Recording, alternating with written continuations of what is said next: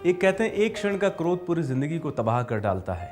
आपने देखा होगा छोटी छोटी बातों पर हम क्रोध करते हैं तो ये भी स्थिति बन पाती है कि हम आत्महत्या कर लें, हम किसी का मर्डर कर दें। एक क्षण का क्रोध पूरी ज़िंदगी को तबाह कर देने के लिए काफ़ी है।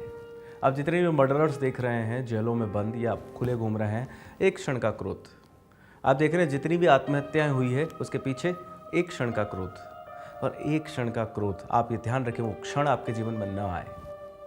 कहते हैं मन के हारे हार हुई है, मन के जीते जीत सदा, सावधान मन हार न जाए, मन से मानव बना सदा। कि तू सूरज है पगले फिर क्यों अंधकार से डरता है, तू तो अपनी एक किरण से जग प्रदीप्त कर सकता है।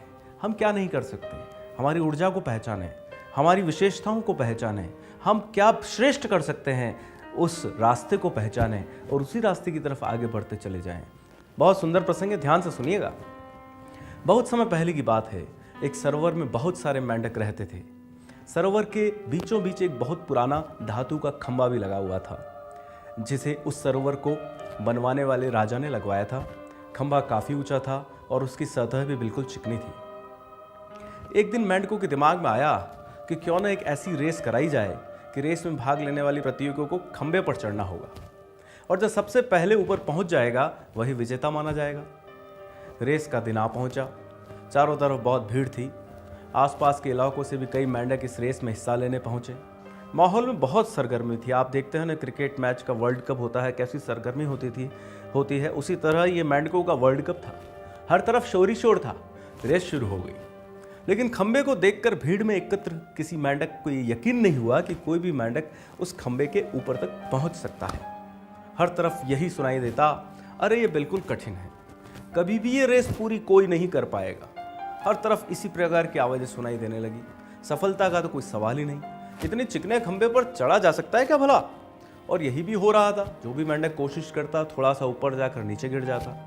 कई मेंढक 2-3 बार गिरने के बावजूद अपने प्रयास में लगे हुए थे, पर भीड़ तो अभी भी चिल्लाए जा रही थी, असंभव, हो ही नहीं सकता, जा ही नहीं सकते, ऊपर चढ़ ही नहीं सकते।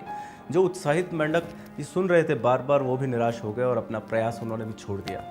लेकिन उन्हीं मेंढकों में के बीच एक छोटा सा मेंढक था जो बार बार गिरने पर भी उसी जोश खरोश के साथ ऊपर चढ़ने में लगा हुआ था। लगातार ऊपर की ओर वो बढ़ता रहा और अंत में वो खंबे के ऊपर पहुंच गया और वो रेस का विजेता बन गया। पर भीड़ तो अभी भी चिल्लाए जा रही थी, ये नहीं हो सकता, असंभव।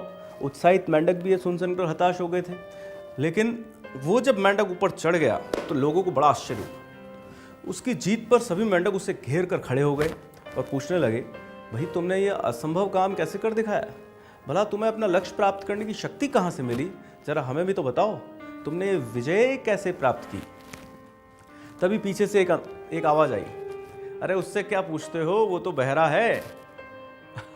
इस कहानी का सबसे इंपॉर्टेंट लाइन, उससे क्या पूछते हो, वो तो बहरा है।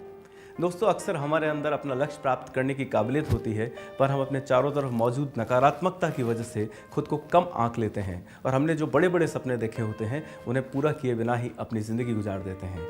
आवश्यकता इस बात की है कि हम अपने कमज़ोर बनाने वाली हर एक आवाज़ के प्रति बहरे और ऐसे हर एक व्यक्ति के प्रति अंधे हो जाएं जो हमें नकारात्मकता की ओर ले जाता है। तब हमें सफलता के शिखर पर पहुंचने से कोई नहीं रोक पाएगा। कहते हैं, प्रयास करने वाले की कभी हार नहीं होती। चींटी 100 बार चढ़ती है पहाड़ पर, नीचे गिरती है, लेकिन एक समय ऐसा आता है कि वो पहाड़ को छोटा बना देती है, पहाड़ के ऊपर अपना परचम फहरा देती है। करत करत अभ्यास के जड़मति हो तो सुजान। एक जो अभ्यास करता है वो व्यक्ति कहीं भी किसी भी शिखर तक पहुंच सकता है। अगर आपने 99 कुदाली किसी कुएं को खोदने में लगाई है, 1999 लगाई है या 9,99,000 कुदालियाँ ठोकी है और उसके बाद भी पानी नहीं आया, तो एक कुदाली और मारिए। आप उस समय तक मारते जाइए जब तक पानी ना आए, लेकिन हाँ, आपके प्रयास सकारात्मक दिशा की ओर होने चाहिए। पहले आपको जगह ढूंढनी पड़ेगी, विवेक का इस्तेमाल करना पड़ेगा कि कहाँ पानी निकल सकता है, उसके बाद प्रयास में कभी मत छोड़िए। एक बहुत सुंदर मैं आपको प्रसंग सुनाता हूँ। अकबर बीरबल के कई सारे आपने किस्से सुने होंगे। एक दिन बादशाह अकबर ने दरबार में आते ही दरबारियों से पूछा, किसी ने आज मेरी मूछें नोचने की जरूरत की, दरबारियों बताओ उसे क्या सजा दी जानी चाहिए? दरबारियों में से किसी ने कहा उसे सूली पर लटका देना चाहिए महाराज, किसी ने कहा उसे फांसी दे देनी चाहिए, किसी ने कहा उसे तत्काल उसकी गर्दन को धड़ से अलग कर देना चाहिए।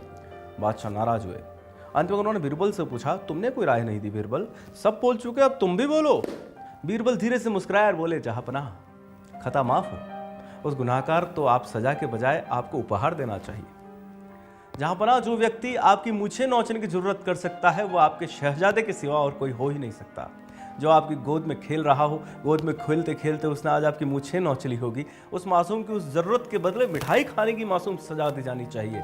बीरबल ने जब ये कहा तो बादशाह ने ठहाका लगाया और अन्य दरबारी जो पता नहीं क्या क्या सजा बता चुके थे वो बगलें झांकने लगे। इसीलिए तो बीरबल के मस्तिष्क का हम लोहा मानते हैं।